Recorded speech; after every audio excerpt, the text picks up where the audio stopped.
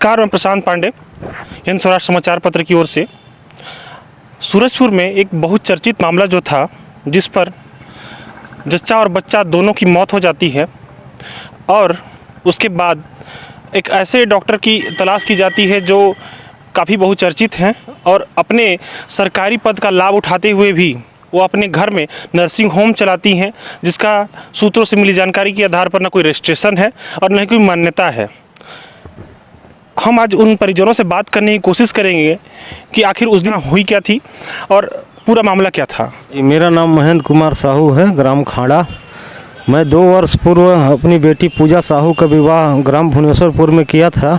2 वर्ष पश्चात गर्भ में हुई, उसको 3 तारीख को दर्द पेट से हुआ, दर्द हुआ। हमने तत्काल उसको जिला हॉस्पिटल सूरजपुर में लाए, एडमिट किए।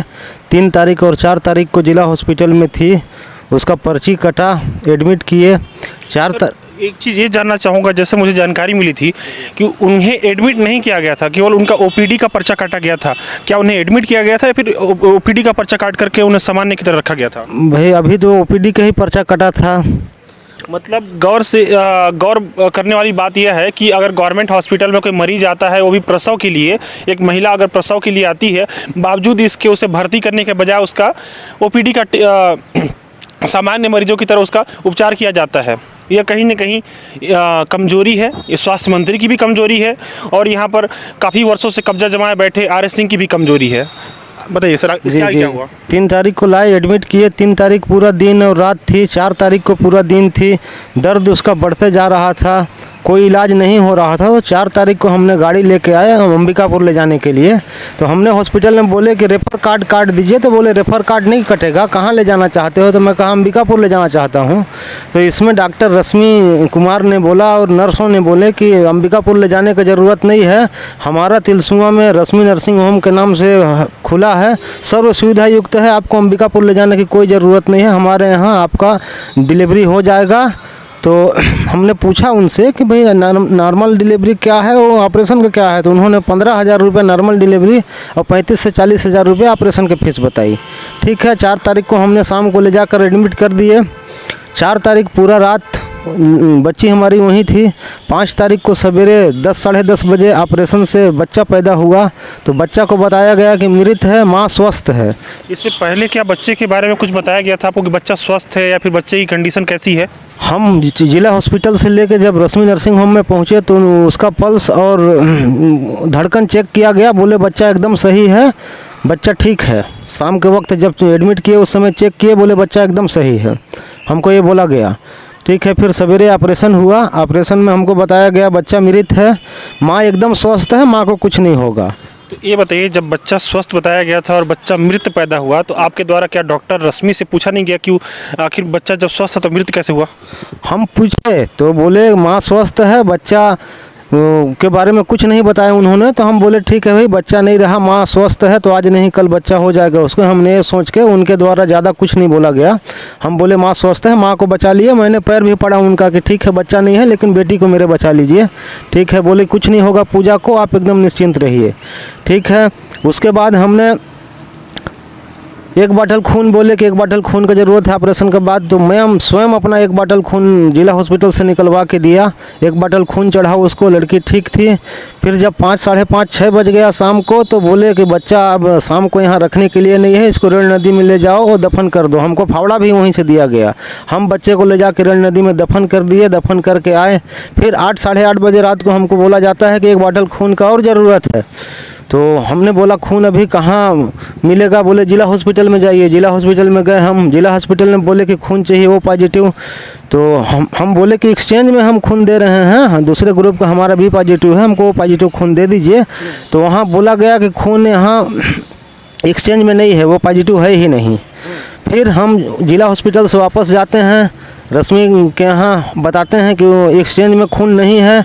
तो उन्होंने जिला हॉस्पिटल में फ़ोन करती हैं, बोलते हैं कि जाइए फिर से जिला हॉस्पिटल, मैं फ़ोन कर दी हूँ, खून आपको वहाँ मिल जाएगा। फिर दोबारा हम रश्मि नर्सिंग होम से जिला हॉस्पिटल जाते हैं, 1450 के रसीद कटाते हैं। इसके बाद हमको वो पॉजिटिव खून दिया जाता है। फिर लाते हैं खून को। अच्छा, मतलब जब दोबारा मैडम फ़ोन की तो उसके बाद आपको वहाँ से खून मिल गया? हाँ, हमको मिल गया खून। 1450 के रसीद कटाए, खून मिल गया वो पॉजिटिव हमको, और फिर हम खून ले जाके दिए वहाँ। मतलब आप देख सकते हैं ये जो सरकारी डॉक्टर हैं, सरकारी विभाग है, या खून की दलाली भी करता है, इंसानों की भी दलाली करते होंगे। हो सकता है कि मैं नहीं, सबूत नहीं है मेरे पास, मैं नहीं बोल सकता, लेकिन हो सकता है कि इंसानों के ऑर्गन्स की भी दलाली करते होंगे, क्योंकि इन्होंने अपना मान और ईमान दोनों बेच रखा है पैसे के खातिर। शायद ये लोग ऐसे हों कि इनकी मृत्यु के बाद इन्हें स्वर्ग नसीब हो, वो भी उन्होंने पहले से खरीद रखा हो कि इनके स्वर्ग की टिकट पहले से बुक कर दिया जाए, क्योंकि जो नीचता होती है किसी की, इंसान की मौत और ज़िंदगी के साथ, वो नीचता की हदें यहाँ पर पार हो गई थी। मैं आपको बताना चाहूँगा, जब इन्हें जब एक आम व्यक्ति हैं, इन्हें जब खून नहीं दिया गया, तो डॉक्टर रश्मि सिंह के कहने के बाद किसके खून को निकाल करके इन्हें दिया गया, यह सबसे बड़ा सवालिया निशान है। और यह सबसे बड़ा सवालिया निशान इसलिए होता है क्योंकि वहाँ पर आर एस सिंह जो इतने सालों से कब्जा जमाए बैठे हैं, अगर उन्हें अपने पद का उपयोग करना आता है तो उस चीज़ पर कार्रवाई होती, लेकिन उनके रहते हुए भी अगर इस टाइप का धड़ल्ले से काम चल रहा है, एक ब्लड माफिया, रेत माफिया, जमीन माफिया तो आपने सुना होगा, आज हमने खून माफिया भी सुन लिया, जो भी सरकारी अस्पताल में आज इस प्रकार से जो काम हो रहा है, कृत्य हो रहा है, वो कहीं ना कहीं शर्मसार कर रही है मानवता को। इसके बाद क्या हुआ? हमको बोला गया कि आप जाइए ब्लड बैंक में, संतोष साहू जो हैं उनसे भेंट कीजिए और ब्लड आपको मिल जाएगा। मैंने वहाँ गया, भेंट किया। संतोष साहू ने बोले जाइए 1450 का रसीद कटाइए, उसके बाद आइए। रसीद कटाया, पर्ची ले जाके दिखाया उनको, तो उन्होंने बोला कि ठीक है खून ओ पॉजिटिव ले जाइए, लेकिन हमको सवेरे डोनर ओ पॉजिटिव ही चाहिए। तो मैं कहा अभी रात होने की वजह से आदमी हमारे नहीं आ पा रहे हैं, मैं सवेरे वो पॉजिटिव खून दे दूंगा। अच्छा, तो ये जो आपको पहले मना किया था कि खून नहीं करके, वो कौन थे? वो संतोष साहू ही थे? जी, वो संतोष साहू ही थे। बाद में उन्हीं ने दिया? बाद में उन्हीं ने खून दिया, संतोष साहू ही खून आप दिया। उनसे पूछे नहीं कि खून कहाँ से आया? मैं पूछा, अब मेरे को देखिए तत्काल में ज़रूरत था, मैंने ज़्यादा बहस नहीं किया। मैं कहा खून मिल जा रहा है, बच्ची का जान बच जाए, हमारा खून मिल जाएगा, मैं बहस उनसे नहीं किया। तो संतोष साहू जैसे जो बता रहे हैं, जो भैया बता रहे हैं कि संतोष साहू जैसे जो ब्लड बैंक में जो लोग रहते हैं, इन्हें हम दलाल कहेंगे। हो सकता है भगवान न करे कभी इनको खून की जरूरत पड़े और कोई इनको मना कर दे और इनकी मृत्यु हो जाए, तो इसमें कोई अफसोस नहीं करना चाहिए, क्योंकि इन्होंने जो आज किया है वो कल बो रहे हैं। इसके बाद क्या हुआ? फिर खून लाए, खून ठंडा था, पॉलीथीन में पैक करके दिए थे, ठंडा था। उसको बोले कंबल में गर्म कीजिए, कंबल में गर्म ढके। ढकने के बाद फिर बोल रही हैं कि नहीं, उसको निकाल के अपने सीने में लगाइए। मैं सीने में लगाया, 10-15-20 मिनट सीने में लगा के रखा। उसके बाद वो ब्लड को चढ़ाई हैं डॉक्टर रश्मि कुमार ने। मुश्किल से 8 से 10 बूंद खून अंदर मेरे लड़की को गया होगा। इसके बाद उसको रिएक्शन चालू हो गया, तड़फड़ाना चालू हो गया। फिर हमने बोला कि तबीयत बिगड़ रहा है, रेफर कर दीजिए, अंबिकापुर में ले जाता हूँ। 108 को कॉल किए, 108 से बात हुआ। 108 से डॉक्टर रश्मि कुमार ने भी बात की कि आ जाइए, सीरियस है, ले जाना है अंबिकापुर। रश्मि कुमार ने भी बात किए। फिर जब कुछ देर बाद होता है तो उन्होंने बोलती हैं कि नहीं, एम्बुलेंस को रास्ते से वापस कर दीजिए, नहीं अंबिकापुर ले जाने की कोई ज़रूरत नहीं है। फिर लड़की के मेरे रश्मि कुमार और एक नर्स दोनों साइड से दबा रहे हैं सीने को, पल्स मार रहे हैं, दोनों साइड से दबा रहे हैं। दबाने के बाद कुछ देर के बाद 11-11:30 बजे अपना मोबाइल पकड़ती हैं और उस रूम से, जिस रूम में बच्ची मेरी है, उस रूम से निकल कर सीधे चले जाती हैं। हमको कुछ बताती ही नहीं है। जो नर्स थी, नर्स से हम पूछ रहे हैं तो नर्स बोल रही हैं कि अब तो पूजा नहीं रही, ऐसा बात बोला गया डॉक्टर के द्वारा। हमको बताया भी नहीं गया। वहाँ से अपना मोबाइल पकड़ी और चली गई। फिर नर्स ने तो हमको बता दिया कि पूजा नहीं रही, तो हम हल्ला गुल्ला करने लगे, रोने लगे। फिर डॉक्टर आती है तो बोलती है बॉडी ले जाओ। तो मैंने बोला 12 बज गए रात, अभी बॉडी मेरे पास कोई सुविधा नहीं है, बॉडी कैसे ले जाऊंगा? अब मेरी बच्ची को मैं शादी कर दिया हूँ अपने घर, तो बॉडी नहीं ले जाऊंगा। मेरे समधी लोग आएंगे तो बॉडी लेके जाएंगे, दामाद और मैं थे। तो उन्होंने बोली कि नहीं, उनको फ़ोन करो। मैंने समधी को फ़ोन भी किया, समधी बोले मैं आ रहा हूँ। हमको बार बार टार्चर किया जा रहा है कि बॉडी ले जाओ। मैंने बोल रहा मेरे पास कोई सुविधा नहीं है। बोल रही हैं कि एम्बुलेंस बुला दे रही हूँ, आप लोगों को कुछ खर्चा दे रही हूँ, बॉडी ले जाओ। पूरी रात हमको परेशान किया गया। फिर जिस रूम में लड़की का बॉडी था हमारा, उसको अंदर से बंद करके हमने पूरी रात वहाँ बिताए हैं। बार बार दरवाज़ा को खटखटा रही है, खुलवा रही है, 1-2 बार खोले भी हैं। तो हमको यही दबाव बनाया जा रहा है कि आप बॉडी ले जाओ। मैं एम्बुलेंस दे रही हूँ, कुछ पैसा दे रहा हूँ खर्चा के लिए, आप बॉडी ले जाओ, यही बार बार हमसे बोला गया।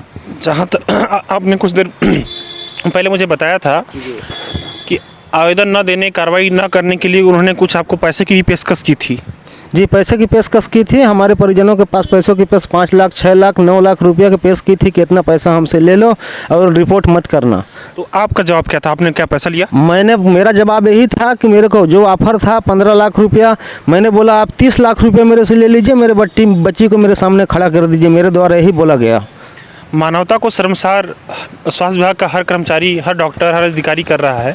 उसमें कहीं ना कहीं रश्मि कुमार जो है वो काफ़ी बड़ी चिड़ी हुई शर्मसार कर रही हैं, क्योंकि किसी व्यक्ति को, एक ऐसे व्यक्ति को जिसकी बेटी चली गई हो और उसे वो पैसे की ऑफ़र कर रही हैं, क्या वो पैसे डबल लेकर, जो उन्होंने बताया कि भैया उन्होंने डबल की पेशकश की कि 15 नहीं अब 30 ले लो लेकिन बेटी को जिंदा कर दो, क्या वो कर पाती? क्या वो कर पाती? इतनी नीचता, इतनी गंभीर और घिनौनी हरकत है ये दुष्टता की भी हद होनी चाहिए। क्या डॉक्टरों में इंसानियत नहीं होती है? क्या उनकी इंसानियत मर चुकी होती है? लोगों की चीर फाड़ करते करते क्या वो मर चुके होते हैं? उनकी इंसानियत, इतनी भी इंसानियत नहीं होती है कि किसी की मौत का वो लोग बात कर सके कि कितनी तकलीफ़ होती है, किसे क्या दर्द होता होगा। मौत होने के, बिटिया की मौत होने के बाद आपकी, आप कहाँ कहाँ गए और क्या क्या आवेदन दिए और कितने दिन हो गए इस बात को? पहले तो मौत होने के बाद सवेरे 6 बजे हम लोग थाने पहुंच गए। थाने आए, थाने में आवेदन दिए, FIR नहीं हुआ, आवेदन दिए, बोले कि जांच हो जाएगा उसके बाद FIR होगा। फिर हमने SDM को दिए, SDM से कलेक्टर को दिए, कलेक्टर के बाद आज 20 तारीख आज कलेक्टर को दिए और मुख्यमंत्री बघेल जी को पोस्ट ऑफिस के माध्यम से भेजवाए और CMHO RS सिंह को भी आज हमने लिखित में आवेदन दिया कि कार्रवाई क्या हुआ क्या नहीं। तो उन्होंने बोले कि आपका पोस्टमार्टम रिपोर्ट आ गया है, इसमें बच्चा तो मृत था लेकिन पूजा ठीक थी और डॉक्टर की लापरवाही से उसका जान गया है, इतना बताया गया हमको। आपने CMHO से कार्रवाई की मांग नहीं की थी? कार्रवाई की मांग किया था, मैं उनके घर में जाके कार्रवाई की मांग किया था। आज आवेदन आवक जावक में आवेदन दे के आया हूँ। अब उनके घर गए थे, उनका क्या कहना था? घर गए थे, उनका कहना था कि कार्रवाई होगी कार्रवाई होगी, बस यही कह के टाला जा रहा है कि कार्रवाई होगी। आज 15 दिन बीत गए, क्या कार्रवाई? अब तक कुछ कार्रवाई हुई इसमें? अब तक कोई कार्रवाई नहीं हुई है। एक चीज़ आप देख सकते हैं, जो रश्मि कुमार का घर है वो बगल में है और उनके ठीक बगल में है CMHO RS सिंह का घर। RS सिंह जो जिले के मुख्य स्वास्थ्य चिकित्सा अधिकारी हैं, कि अपने आँखों में पट्टी बांध कर घूमते हैं उस रोड से? क्या एक ऐसा ही अधिकारी जो जिले की कमान संभाल रहा है स्वास्थ्य विभाग के मामले में, उसे इतनी समझ नहीं है कि बगल में फर्जी नर्सिंग होम चल रहा है और वो मज़े से अपने घर में जा रहे हैं आ रहे हैं, लेकिन उनको इतना नहीं पता है? तो फिर किस बात के CMHO हैं वो? ऐसे लोगों को क्या CMHO होना चाहिए या नहीं, तो सवालिया निशान है। तो दादा ये बताइए, अब कार्रवाई नहीं हो रही है तो इस पे अगला कदम क्या है आप लोग का? अगला कदम आवेदन तो दिए हैं हम धरना प्रदर्शन करने का। अब सोमवार को धरना प्रदर्शन होगा हमारा थाने के सामने, शांति स्वभाव से धरना प्रदर्शन होगा। हमारा बोल रहेगा FIR कीजिए, तब हम उठ जाएंगे। FIR कहीं मांग रहेगा हमारा। अच्छा ये बताइए, अगर FIR नहीं होती है, आप लोग को आश्वासन दिया जाता है कि जांच के बाद कार्रवाई की जाएगी, FIR किया जाएगा, तो क्या आप लोग उठ जाएंगे? नहीं उठेंगे, 24 घंटा 48 घंटा जो बैठना पड़ जाए हम बैठेंगे, नहीं उठेंगे। मतलब आप कहीं ये तो नहीं कहना चाहते हैं कि आप जब तक FIR नहीं होगा तब तक आप हटेंगे नहीं वहाँ से? नहीं हटेंगे, थाने के सामने से नहीं हटेंगे जब तक FIR नहीं हो जाएगा। FIR का कॉपी हमको नहीं मिल जाएगी, हम वहाँ से नहीं हटेंगे, अनिश्चितकालीन हड़ताल करेंगे। ये हमारा बोल है, हम ये करेंगे सोमवार को। सोमवार को करेंगे? जी सोमवार को। जी, धन्यवाद।